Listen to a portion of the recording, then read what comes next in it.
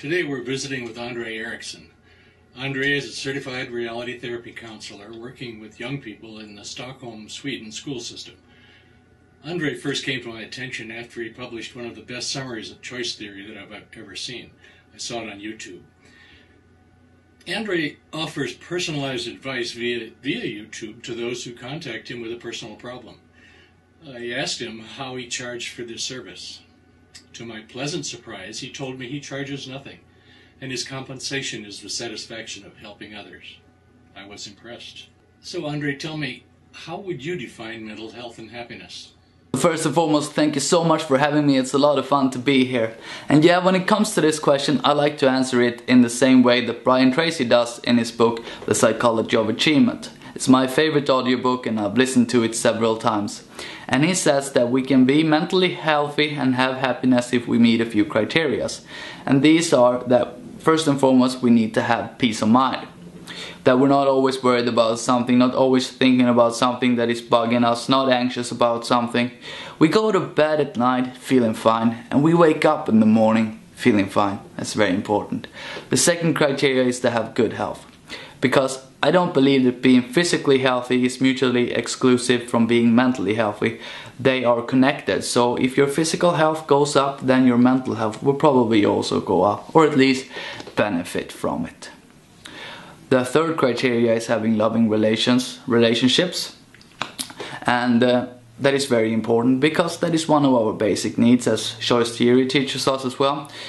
We need people in our life that we love and that we feel that we belong to, that cherish us as well. So it's very important to strive for that. It's not an area that we should neglect. The fourth one is having financial freedom. And that means that we have enough money so that we don't worry about money. And this will be different between different individuals. Some will be fine with less, some will strive for more. It's up to you to decide what financial freedom means to you. As long as you have enough money so that you're not always worried about money. And the reason why I think this is so important is because if you don't have enough money, if you don't know how you will pay your next rent, it's very difficult, if not impossible, to enjoy the rest of your life. This thought about money is always going to clog your mind. You will not have any peace of mind if you're always worried about money. So make sure that you have that security. You know how to pay your bills. And if you don't need more than that, then just relax and enjoy your life. Don't feel the need that you need to make as much money as possible. That is not everybody's life. But make sure that you make enough to feel fine. The next criteria is having worthy goals and ideals. And this is something that I can relate to personally a lot, and that is also why I subscribe to this answer. Because having a goal with your life, it makes everything a lot easier to handle. It gives you a sort of purpose, a reason to wake up in the morning, a reason to get out of bed in the morning, but it also makes every aspect of your life easier to handle, because if you have a goal, if you have a purpose for being, if there is something you want to accomplish with your existence, then every obstacle on the way, every hardship that you have to endure, you can see that as a necessary step towards your overall goal. So it makes it very good to refocus on the goal every time that you feel that you're losing track of things. And I also like to answer this question, what being mentally healthy and happy means, with choice theory, because I also think that they offer a very good explanation of this. And they say that if we meet our basic needs to a satisfying degree, then we will enjoy happiness. So if we are satisfied with our love and belonging, with our self-worth, with our freedom, with our entertainment and our survival and security, if we met all these needs to a satisfying degree, then we will enjoy happiness in our lives. I like the way you put that. So as you see it, what are the biggest personal and cultural obstacles to happiness? I think that the biggest cultural and personal obstacle to happiness is the same thing, that they are connected. I think that the cultural obstacle to happiness is that our culture is telling us what we should look like, how much money we should make, what kind of things we should own, what kind of vacation we should go on, and everything else. It gives us a very clear instruction on what we should be like.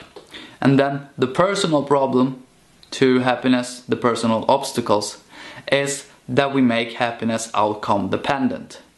We basically say that, well, we look at our culture and say, well, when I met my culture's criteria, then I will be happy. So for example, if I lose X amount of weight, then I will be happy. If I make X amount of money, then I will be happy. If I buy a house, then I will be happy. If I can afford that vacation, then I will be happy. And we make up all these criteria, things that we need to accomplish before we can be happy. And that is not something that I recommend nor endorse, because it doesn't really work. Because people don't work like that. You know, when we have reached a goal, we just want to reach another goal. It's not like happiness is a destination that we can finally arrive to and then we can just chill out for the remainder of our days. No, it's a constant choice to be happy, and it's a constant struggle to always reach new goals. So for example, if you have lost the amount of weight that you initially set out to lose, you will not be happy once you're there. You might be more pleased, you might be proud of your accomplishment, but if that is everything that you're going to base your happiness on, then the initial reaction will be to set a new goal. Oh, if I just lose X amount more, then I will be happy. And then you might lose X amount more, and then you do the same thing over and over again.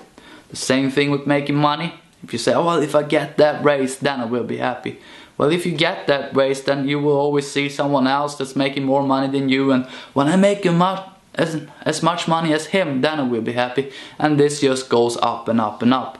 So that is not a strategy that I recommend. So yeah, the biggest cultural and personal obstacle to happiness is that people make happiness outcome dependent. They figure out things that they need to accomplish before they allow themselves to be happy. Interesting. Do you believe there are things people can do to improve their level of mental health and happiness? And as I said in my previous answer, I've also been guilty of making happiness outcome dependent. Several years ago I had that exact mentality, so that is why I speak up against it now, because I know that it doesn't work. Before I could think like, well, if I look like this, if I have this, all these criteria, but I soon realized that thinking like that made me miserable. Actually, when I started to get involved in learning about cognitive behavioral therapy, the approach that I am most comfortable with, and it's also a reason why I like choice theory so much, since it's a method based on cognitive behavioral therapy.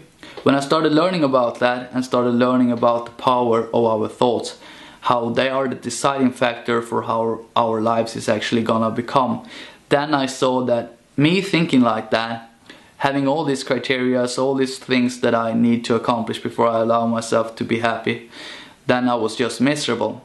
It didn't really work in the way that I intended, like having all these criteria would somehow motivate me to push even harder, but it doesn't really work. Instead, you're miserable all the time.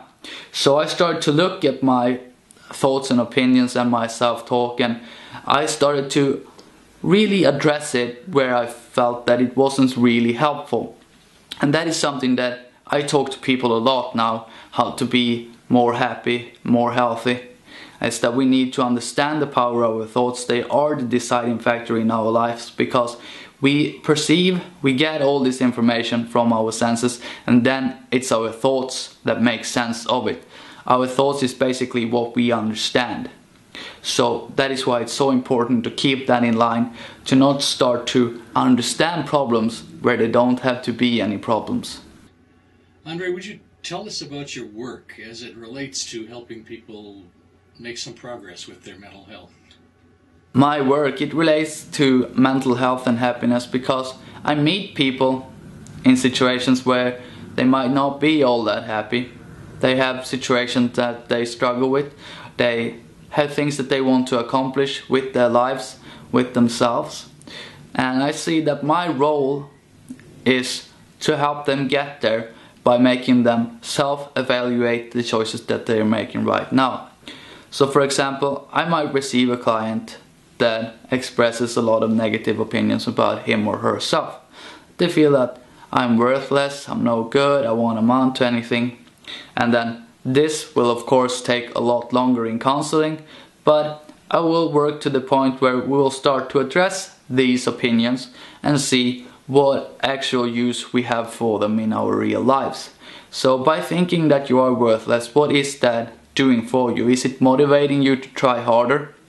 Is it giving you any results that you actually want? And then most people will find that no, having this negative opinion about yourself is not helping. It's only in the way of us achieving whatever we want to achieve in life.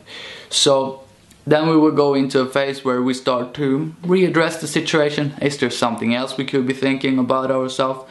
Could we look at it from a different perspective? And we start to look at it from a different angle, and hopefully we can come up with better thoughts, better opinions, having higher self-esteem in that regard, so that we feel better about ourselves and we're not miserable all the time.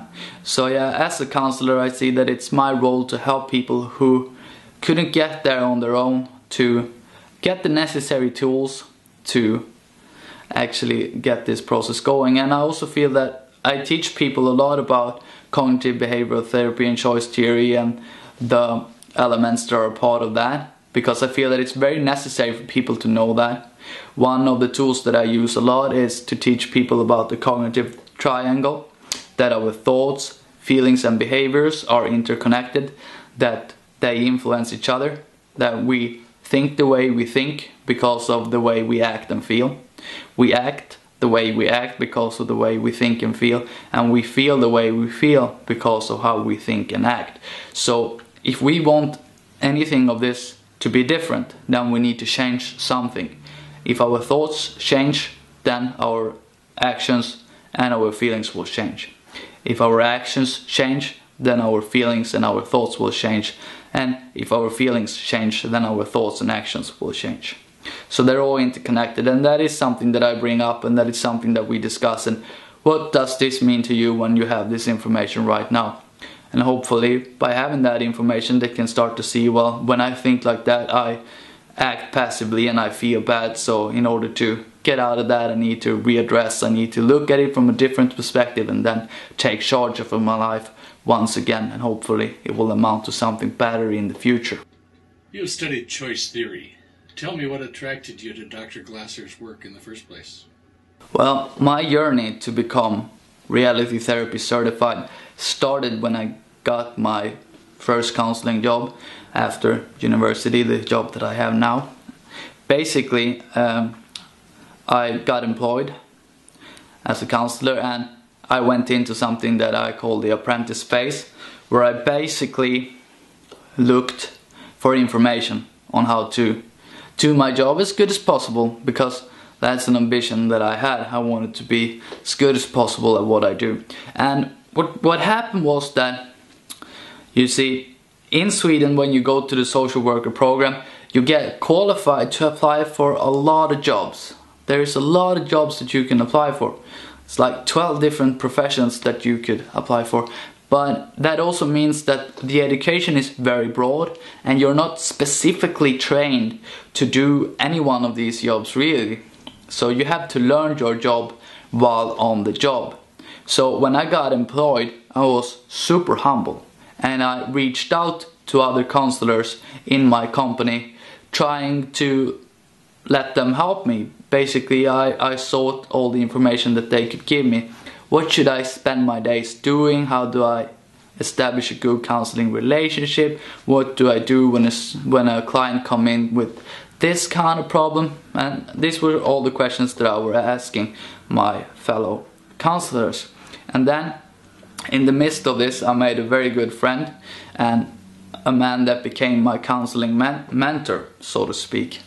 So I turned to him the most, and he was already reality therapy certified. He did the choice theory training before, and he spoke very highly of it. At the time I didn't know what it was, but he spoke very highly of it. He said that that is the approach that he's using in every session with every client, and it's a universal method that you can apply to every situation, and you know, that sounded very good to me. I was very intrigued. And he also said that he had an ambition to bring that to Sweden. He wanted to make sure that there was the first group ever in Sweden to get reality therapy certified. So while still brand new at my job, still trying to be a sponge and absorb as much information as possible, this happened, that he flew in, a man from the United Kingdom, to Sweden to hold a basic workshop in choice theory and reality therapy, and I were allowed to attend it. I asked my boss if it's fine if I go today, and she said yes. She was super supportive of that. So I went to the training, and it just made sense to me right away.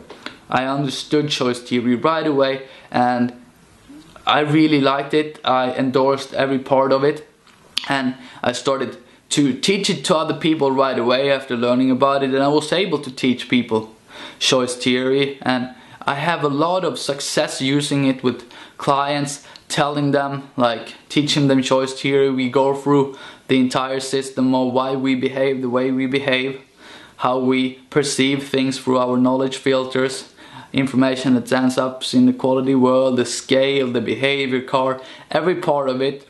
And it makes sense to them as well, and they start to understand why they behave the way they behave, and it's just perfect. It's just perfect. So I started to teach it to others, use it in counseling, but I really started to like it when I started to read up even more about it. And I have a few books that I really like about choice theory, and the first one is this, Take Charge of Your Life by William Glasser himself. I've reread this every year since I bought it, and I think this is a fantastic read that everybody should give a go, because super motivating. It explains choice theory really well. You see how it applies to every facet of life and how you can use it to improve your own situation. So I read that, but I also really love this book, Counseling with Reality Therapy. This is basically my manual on how I conduct myself in counseling, because now after I've learned about counseling, I basically use it all the time. It's the backbone of everything I do. It pervades everything I do. When I talk to clients about their issues and all that, I listen to what needs aren't met, and I can see from what they're telling me perhaps they lack a lot of self-worth. Then I know that that's an area that we need to address together. And then I also use the VDEP system, the Want, Do, Evaluate plan, where I ask them, like, what do you want? What do you do to get what you want? How well is it working?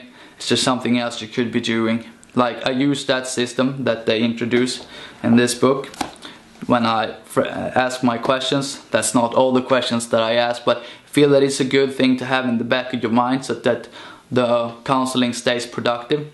And something else that I really like from Counseling with Reality Therapy is that they give a very good instruction on how the counselor should approach the counseling itself. So, for example, always be enthusiastic, always be optimistic, communicate hope, use attentive behavior, all that. There's an entire list of things that you should do, and I try to do that all the time. And I feel that my behavior in the counseling session, that is also one of the things that contribute to my success, why it's going so well, because people seem to really respond well to that when the counselor is like that. It makes it fun to talk to someone that is that interested in them. And I have choice theory to thank for all of that. So it changed my career by being introduced to it so early as a counselor, and then I could become a choice theory counselor right away. I didn't go down the wrong path for too long before I saw the light. Tell me, how did you get involved in this? What was it in your life that led you to your work? Well, this is a fascinating story because I can't to this day explain how it exactly happened. I'm just very glad that it did. And I have to start from the beginning. Like, growing up, I was more interested in computers than people, truth be told. I spent majority of my time just sitting in front of the computer. I had friends, but we didn't hang out a lot in person. We preferred to play computer games with each other online instead, because when we were teenagers, the technology to pay a certain amount for internet every month came instead of paying every minute with your dial-up modem like it were before, so we were completely hooked on that. So yeah, a lot of us, we were complete computer geeks, truth be told. But something happened, something weird happened during this part of my life.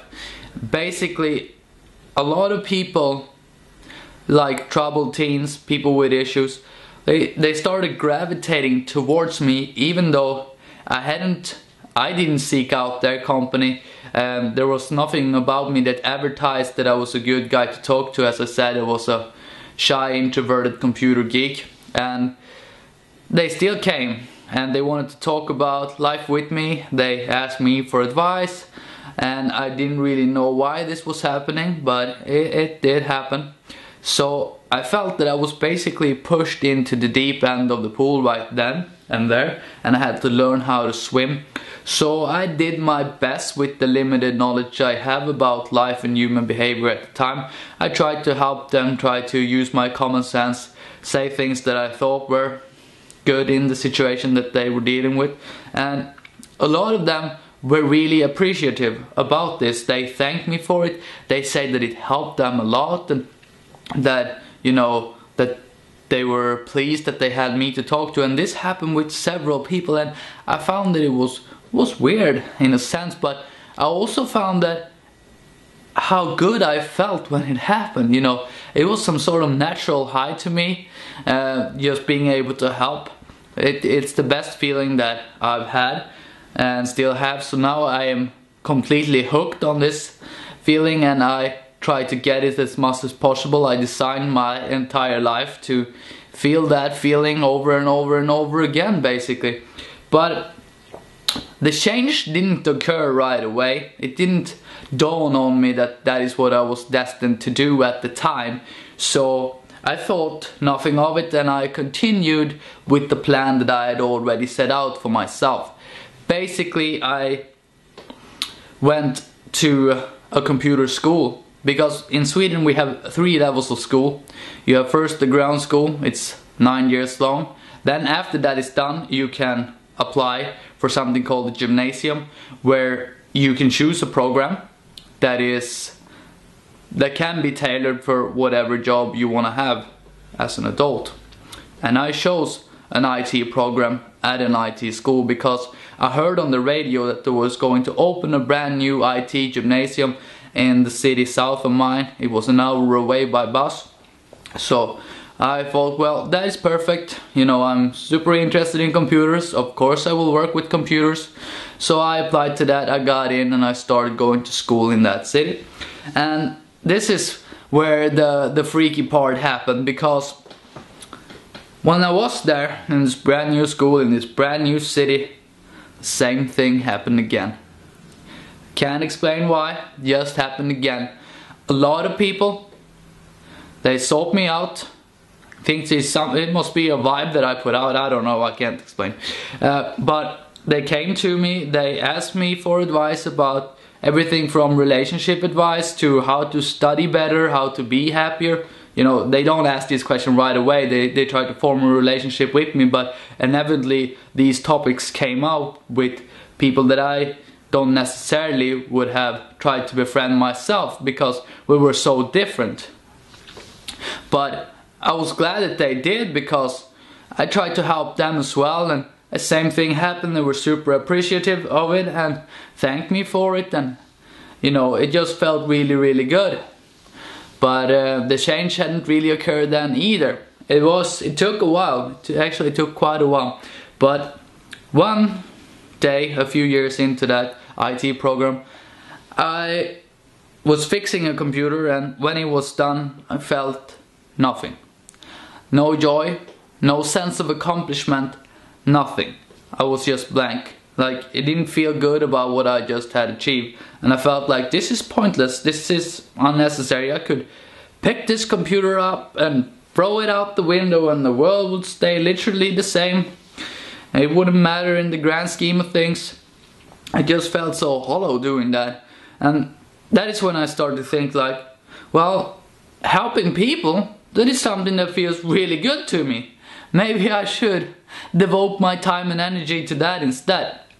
And the good part about school in Sweden is that even though I went to an IT program, that didn't close any doors because I could still apply to whatever I want to do at university. So I started going to a university homepage and I was reading about their educations, and then I found the social worker program, where it basically said that if you want to work with people in difficult situations, help them improve and all that, then becoming a social worker might be the right thing for you to do. And I felt like, yeah, that is what I want to do.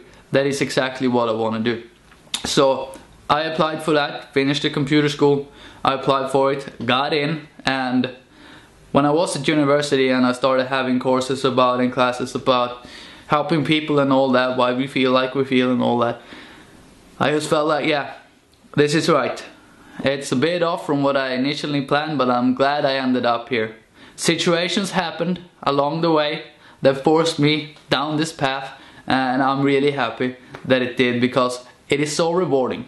It is so rewarding for me now. When things go well, when I'm able to help, when I can see that people's lives are improving because of the effort that I put in, that's the feeling that I can't describe. It's the best feeling that I'm able to have. So I strive to have that as much as possible. And my really true passion for this, that also made me come online and start my YouTube channel, is that I started learning about cognitive behavioral therapy after my professor at university, they spoke highly of it, said that it was a very good method, that it was evidence-based, that there is a lot of evidence supporting it, that it works, that it can really help people. So I started looking into it, reading about it just on my spare time, and I started learning about how important our thoughts are to how we live our lives. Before, I didn't recognize how important they were. Basically what I thought in the past is that pretty much we feel good to the extent that other people like us, things of that nature. That is why I also thought that it was so important with appearance, having things and all that. But then I also realized, after I started learning about cognitive behavioral therapy, that that is a very unstable thing to base your happiness on, because then people can take that away from you at any given moment. If they stop giving you the approval that you base your happiness on, then you're left out in the cold and you have nothing. So then I started to reconsider and started learning about this and educate myself even more. I read about cognitive behavioral therapy on a regular basis now, trying to master it, and I have an ambition to go into psychotherapy and become a licensed cognitive behavioral therapist down the line. But yeah, that was the thing that lit the spark. And when I started realizing this, when I make drastic improvements in my own life based on this knowledge, that is also when I felt that I could start to really help people, because you cannot give more than you have. And I felt that it started to work out really well, and it led me here, and I'm really glad that it did. But I also feel that it's necessary for me to add that I've started looking into a lot more disciplines than just cognitive behavioral therapy now that I've been working for a few years, because I feel that even though I like it so much and I believe in it, I don't want to have it as my only method. I want to have information from all kinds of disciplines, because I want it to be, if I can't help somebody, I want to feel like I failed. I don't want to feel like it's the method that failed. Like, I don't want to ever say that, well, cognitive behavioral therapy couldn't help this person. No, I couldn't help this person, because I need to be responsible for the outcomes that I have. And I feel that if I learn a lot of disciplines and I mix and match the parts that I really like, then I can come up with something, my helping style, and hopefully that can help as many people as possible. I have this ambition. It is a grand ambition, but I want to be able to help everybody in every situation. I don't want to lack the skills to help somebody. I don't ever want to say that I can't. that this is out of my reach, that I had to send that client away to someone else. That is something that I truly hate about, like how the situation is for me right now, because that happens from time to time. I'm not fully trained. I have no psychotherapy degree, so that is something that I really am going to try to accomplish in my life, to be the person that receives all the clients rather than having to refer some of them away. I realize that it's necessary in the situation I'm in right now, but it's not something that I want to do for my entire life. But I realized that, you know, we have to crawl before we can walk and before we can run. And I've only been working for 3 years. I'm into my 4th year now, only 27 years old, so feel that I should cut myself some slack, even though I have this grand ambition. There are many things that are beyond our control that may affect people's mental health and happiness. How do you suggest people maintain positive mental health and happiness in the face of these struggles and these issues? Okay, this is a fascinating question that I have quite a few opinions about. And basically, what I would like to say first is that I think it's very important that people recognize that the important thing is not what happens to us, it's how we deal with whatever happens to us. It's not the situation that decide how we feel about it, it's the meaning that we give to whatever happens to us. That is the most important factor that people need to understand, because that is true. A lot of people will react completely different to the same situation over and over again, and the deciding factor is the meaning we give to it. And the meaning we give to it could be based on a lot of other factors, like how good of a self-esteem we have, what kind of experience we have had, and all that. I have a very good example about something that is outside of people's control, that is relevant for people here in my country, in Sweden, and I suppose in a lot of other countries as well around the world. But a lot of us here in Sweden, we get depressed in the winter because we wake up in the morning and it's pitch black outside. We go to our job, it's still pitch black outside. We spend our day at our job and it will be light outside for a couple of hours, and then when we go back home again, it's pitch black again. And it is like this for a couple of months before it actually gets better. And during this period every year, a lot of people here in Sweden, they get depressed. They get a winter depression because of the lack of sunlight. Their energy goes down. They don't feel like doing anything. And because they become passive, they reinforce the problem. Then they start to have this thought, oh, I'm not doing anything anymore, I'm not going out on the weekend, I'm not meeting people, I'm always tired. They start to reinforce that thought, and you know, they end up in a funk. And we can't control that at all, how much daylight we're exposed to in a day. It's just completely outside of our control. So this is where I found that it's really important to stay focused, that to clean up your mental act, clean up your thinking by saying that, pretty much recognizing that, okay, yeah, I am more tired right now than I am at other parts of the year, but I'm not gonna let that stop me down. I'm not gonna put my life on hold waiting for the day to become longer. No, I'm still gonna do the things I enjoy, still gonna keep busy, still gonna live life to the fullest. And with this attitude, you will feel fine during the winter in Sweden. But with the other attitude, while becoming passive, not doing anything, you will reinforce your problem and just be miserable. So it's not the situation that is the deciding factor, it's the meaning that we give to it, it's how we deal with it that is going to decide. So that is going to be my answer for how to deal with things that are outside of our control. Make sure that you give it a meaning, make sure that you think about it in a way that it's optimistic, it promotes a solution. What role, if any, does sadness play in the role of mental health and happiness?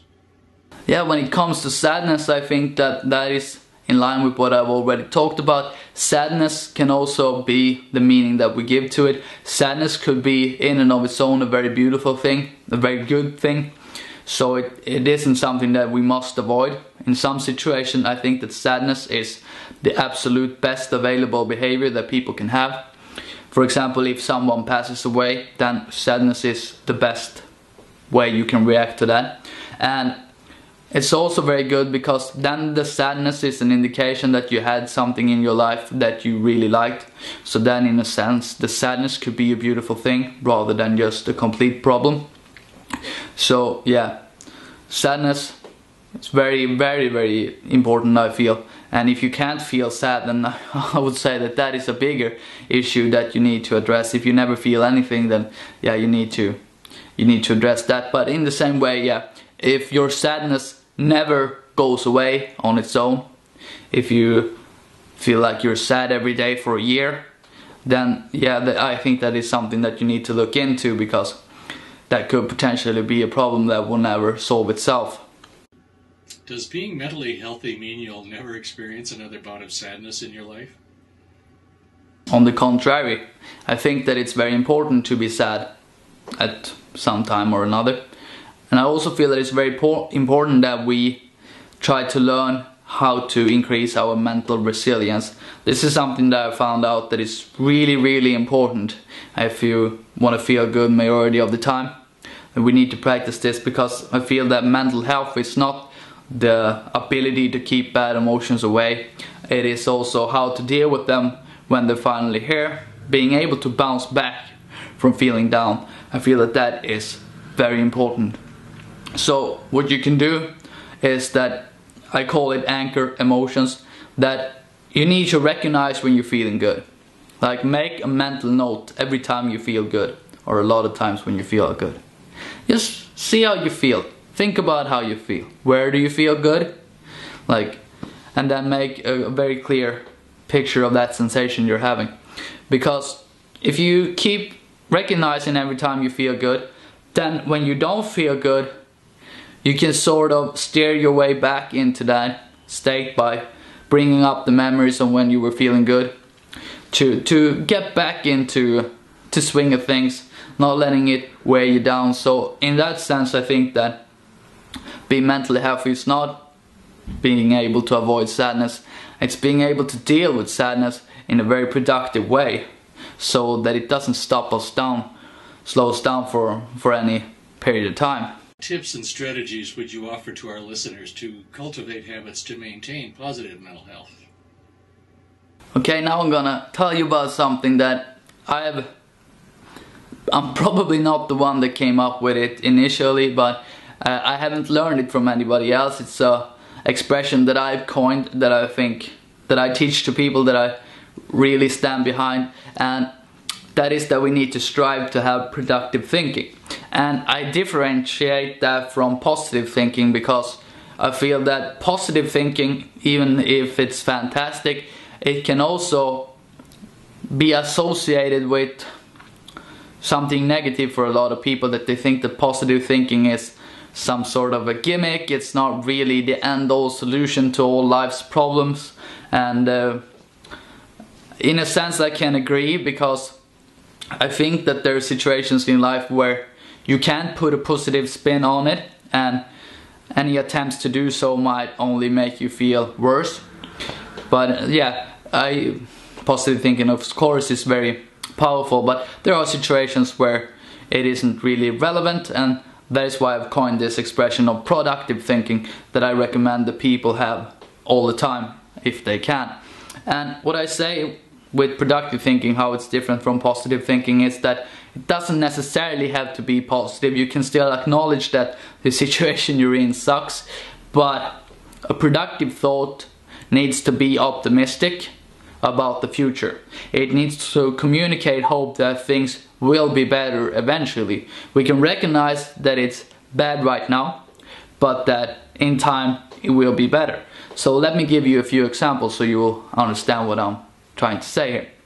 For example, if you fail at something, you perform under average at something, you're not pleased with the result you have accomplished, then instead of trying to spin that around into something positive, trying to understand why it was good that happened, then you can say that, okay, I'm not pleased with the outcome that I got, but I will approach it again from a different angle. I will try harder the next time I have the opportunity. I will learn from this situation, and I will do better next time, because that is a productive thought. You can use that thought for something. It communicates hope, and it is optimistic for the future. So I think that that is very, very important for people to start doing. I've seen for myself that after I start doing that, it opens so much possibility. You feel like you're unstoppable, because every time something bad happens, when you have a productive thought about it, you communicate hope to yourself, and that increases your self-esteem, because you always feel good about yourself and what you're doing. Like, even if I fail at something, I can always bounce back. I can always approach it in a different way. I can always do better in the future. I'm not set in stone, you know. So that is something that I feel it's very important. Strive to have productive thoughts, and if you do that, then you will reap some tremendous results, actually. Another thing that I feel is very important is that we should not be ashamed about any aspect of our lives. Because shame is one of the worst emotions that we can have. If we're ashamed, if we have something about ourselves or about our life that we want to keep hidden from people, that is probably gonna be a constant thing that we think about, that is a burden for us. So, for example, we might be ashamed about how messy our apartment is, or about our weekend habits, or how, you know, there could be a lot of things, other health related habits. Whatever it is, if we're ashamed of something, if we try to keep that a secret, and if we would feel terrible if people found out about our secret, then that is something that you need to work on, because that will stand in the way of happiness in a way that it's very difficult to even describe. It's gonna be a roadblock, basically. So strive to live a life without shame. I also want people to recognize that we can only hold one active thought in our head at the one time. So we should always strive to make that thought productive. So instead of allowing negative thoughts to fester, we should push them aside and replace it with a productive thought, to have a good mental attitude at all times. I feel that is very important. I also recommend that people have some sort of goal with their lives, a long-term goal that they want to accomplish. Because like I said in the beginning of this interview, that is very powerful when you want to feel good, because you can always refocus on your goal. You can use that as the thought that you're replacing your negative thoughts with, refocusing on your goal, because that's productive.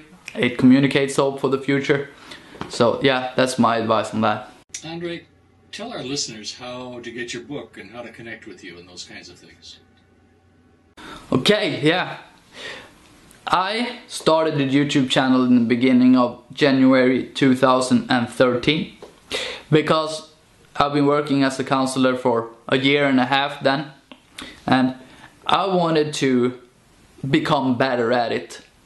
This is the grand reason why I have a YouTube channel. I wanted to improve as a helper, and I thought that what better way to do that than to expose myself and my advice to the world, because that will be a humbling experience for me when I take on the world, because as I said previously, I want to be able to help everybody in every situation.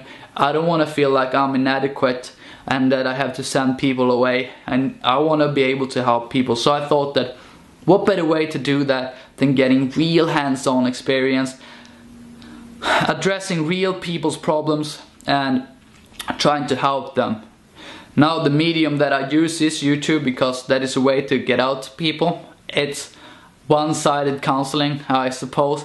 People submit emails to me. I have in every video that I post, I have an email in the description box where people can email me, and then I will take that situation and I will address that in a video. I will respond with a video talking about it, saying my opinion, like what I think they should do to be happier, to be more successful in their life. And success to me is being able to live your life the way you want to live it. So I do that on a weekly basis. I upload videos, at least one video every week, but a lot of weeks it's more than that. And I would like to invite each and every one of you that have listened to this interview to please come and be a part of that. You don't have to submit any stories to me. You can just be a part of this community that discusses these topics that you are interested in on a weekly basis. You could teach me a few things about life, and I would value that so much. I'm there to learn. I'm there to improve as a helper. I want to go to the top. I want to be as good as I can be, and I can only do that with the help of the people. So we are forming that community together, and it's a super rewarding experience for me. You know, it's the best feeling ever when people reply after I make the video and they tell me about how the situation is now, what they're doing to improve. And most of the people actually that get back to me, they tell me their success stories, how they're improving now, how they're doing better, how the videos open their eyes and all that. It's a fantastic feeling, and it feels really good to be exposed to the world, be a counselor to the world. Now every human being is a possible client, rather than just the ones that are living in my area. So that's fantastic for me. I feel that, you know, it was such a good decision for me to make. I was a bit afraid before starting doing it. I thought people were gonna be mean and all that, as people on the internet tend to be, but it's been fantastic. It's a super supportive community, so come share your feelings, just be a part of it, just listen to the videos, or yeah, and you will see that it's fantastic people. They're really nice. They make me feel fantastic, and they can probably do the same for you. So yeah, the way you find it is that you go to either youtube.com/user/rainmaker with 2A, or you go into YouTube and you search for the channel Andree Life Advice, and then you will also find it. And if you do any of these, it will pop up. And yeah, you're super welcome to be a part of that. It would mean a lot to me. Finally, what would you like our audience to take away with them from this interview? What final message would you like to leave?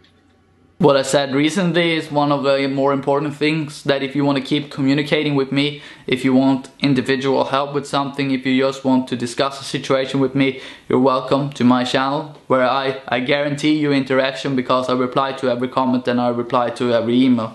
So that is, I feel that is the most important thing. But other than that, I also want people to remember the advice that I give about productive thinking. That I feel that is the most important advice that I can give you.